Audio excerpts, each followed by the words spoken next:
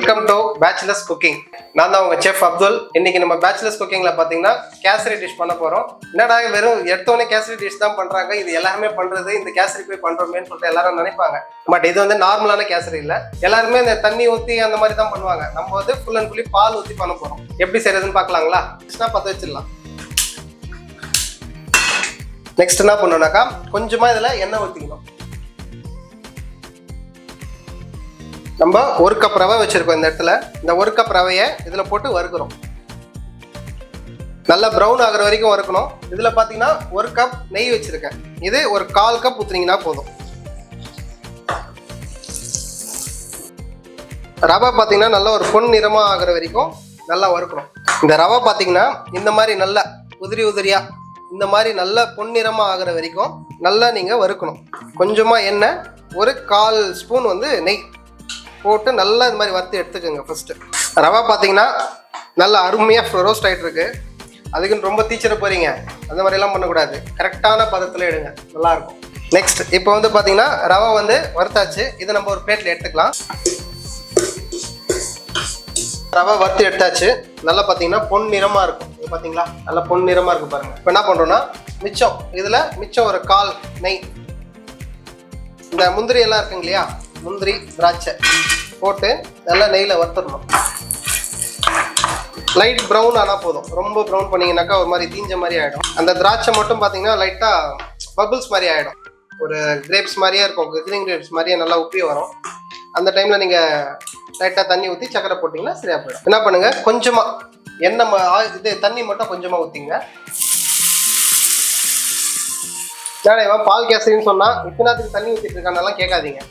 எதுக்கு ஊத்துறேன்னா, இது நம்ம நெய் ஊற்றிருக்கோம் இல்லையா, டேரெக்டாக நம்ம பால் போடும்போது பால் வந்து திரிஞ்சிடும்.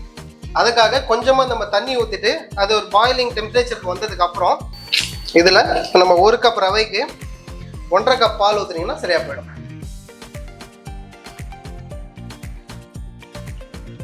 1.5 கப் பால் ஊற்றியாச்சு. இப்போ கொஞ்சம் நீங்கள் ஹை ஃப்ளேம் வச்சுங்க. இவ்வளோ நேரம் நான் ஸ்லோ ஃப்ளேமில் தான் வச்சுருந்தேன். நீங்கள் ஹை ஃப்ளேம் வச்சுக்கோங்க. இது ஒரு பாயிலிங் டெம்பரேச்சர் வரும்போது என்ன பண்ணுங்க, கொஞ்சமாக சாஃப்ரான் கலர் இருக்கு இல்லையா, அதை மட்டும் கொஞ்சமாக நம்ம இதில் ஆட் பண்ணிக்கலாம் கலருக்கோசரம். இல்லை எனக்கு கலர் வேணாம், இது ஆனந்த பவனில் பார்த்தீங்கன்னா ஒயிட்டாக இருக்கும், அந்த மாதிரி வேணும்னா கூட நீங்கள் ஒயிட்டாக கூட யூஸ் பண்ணிக்கலாம். நான் சும்மா கலர் கொஞ்சமாக போடுறேன். இது ஒரு பாயிலிங் வந்ததுக்கப்புறம் 1 கப் ரவைக்கு பார்த்தீங்கன்னா 2 கப் சக்கரை நம்ம போடணும். ஸோ இது பாயிலிங் வந்ததுக்கப்புறம் நம்ம சக்கரை ஆட் பண்ணிக்கலாம். பால் பார்த்தீங்கன்னா இந்த மாதிரி ஒரு கன்சிஸ்டன்சி வரும்போது ஸ்லோ ஃப்ளேம் பண்ணிவிட்டு இப்போ நம்ம பார்த்தீங்கன்னா 2 கப் சக்கரை, 1 கப் ரவைக்கு 2 கப் சக்கரை வச்சுருக்கோம். அந்த 2 கப் சக்கரையை நம்ம போட்டுக்கிறோம். மோஸ்ட்லி பார்த்தீங்கன்னா ரவை கேசரி பண்ணும்போது ஃபஸ்ட்டு ரவை போட்டு வெந்ததுக்கு அப்புறம் தான் சக்கரை போடுவாங்க, ஏன்னா ரவை வேகாதுன்னு சொல்லிட்டு. பட் நம்ம சக்கரை முன்னாடியே போட்டுடுறோம். ஏன் போட்டுடுறோம் அப்படின்னா, ரவை நம்ம தனியாக வறுத்து போடும்போது கட்டி ஆகிடும்.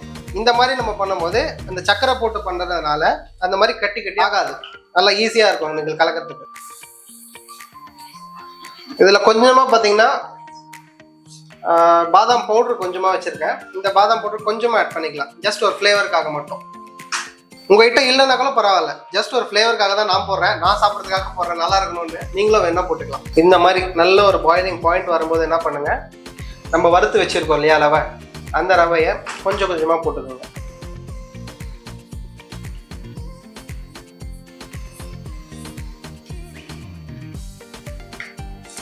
இதை நீங்கள் எவ்வளோ நேரம் குக் பண்ணலான்னு கேட்கலாம். நீங்கள் ரவை போட்டு ஒரு 3 to 4 மினிட்ஸ் வரைக்கும் அந்த பால் போட்டிருக்கோம் இல்லையா, அந்த பால் ஃபுல்லாகவே வந்து அந்த ரவை வந்து அப்சார்ப் பண்ணணும்.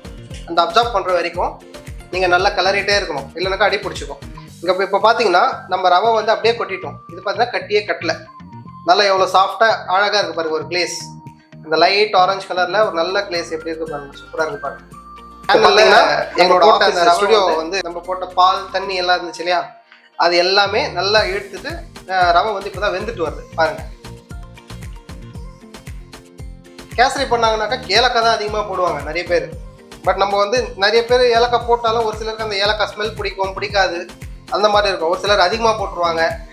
அதுக்காக தான் நான் என்ன பண்ணியிருக்கேன், இந்த கடையில் பார்த்தீங்கன்னா மாஸ் பவுடர்னு கேட்டு பாருங்க. மாஸ் பவுடர்னு கேட்டிங்கனாக்கா இந்த லட்டுக்கெல்லாம் ஆட் பண்ணுவாங்க. அது அந்த பவுடர் நீங்கள் கொஞ்சமாக ஆட் பண்ணிங்கன்னா போதும், அதுவே ஒரு ஃப்ளேவர் இருக்கும் உங்களுக்கு, நல்லா இருக்கும்.